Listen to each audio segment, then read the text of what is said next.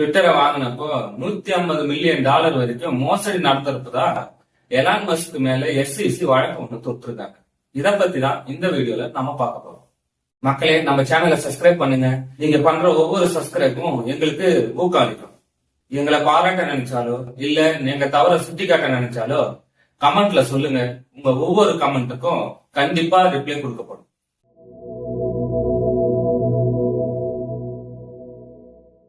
First SEC-னா என்னன்னு பார்த்துருவோம். SEC-யோட full form என்னன்னு பாத்தீங்கன்னா செக்யூரிட்டி அண்ட் எக்ஸ்சேஞ்ச் கமிஷனர் தான் SEC-ன்னு சொல்லிட்டு சொல்றாங்க. இதோட வேலைன்னு பாத்தீங்கன்னா இந்தியாவில எப்படி ஏர்டெல், ஜியோ, வோடபோன் இவங்க எல்லாம் தப்பு பண்றாங்களான்னு செபி கண்காணிக்கும். அதே மாதிரி அமெரிக்காவில இருக்கிறது தான் இந்த SEC. இந்த SEC தமிழ்ல சொன்னா பாதுகாப்பு மற்றும் பரிமாற்ற கமிஷன் சொல்லிட்டு சொல்றாங்க. ஒரு கம்பெனியோ இல்ல தொலைத்தொடர்பு நிறுவனமோ முறைகேட்டுல ஈடுபடுதான்னு கண்காணிச்சுட்டு இருப்பாங்க. அப்படி முறைகேட்டுல ஈடுபட்டா முதல்ல விசாரிக்க ஆரம்பிப்பாங்க. விசாரணை முடிஞ்சதுக்கு அப்புறம் வழக்கம் தொடருவாங்க. இதுதான் இந்த SEC-யோட வேலை. இந்த கமிஷன் வாஷிங்டன்ல இருக்கிற ஒரு கோர்ட்ல வழக்கு ஒண்ணு தொடுத்திருக்காங்க.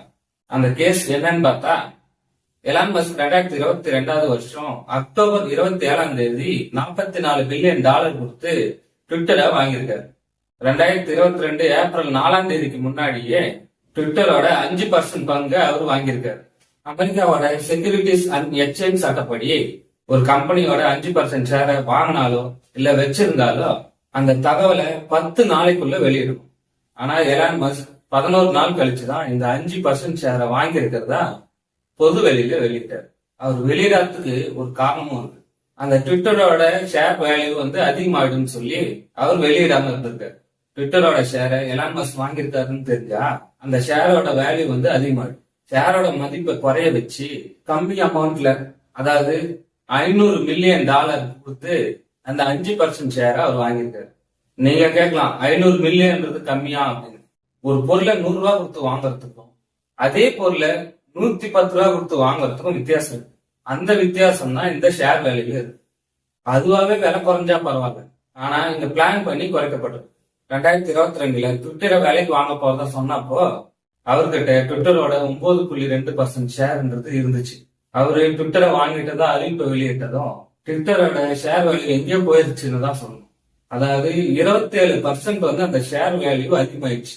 இது ரொம்ப ரொம்ப அதிகம்.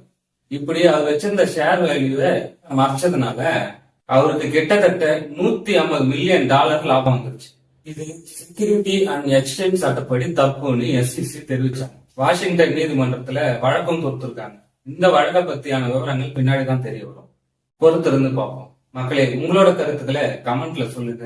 இந்த வீடியோ பிடிச்சிருந்தா சப்ஸ்கிரைப் பண்ணுங்க. மீண்டும் அடுத்த வீடியோவில் சந்திப்போம்.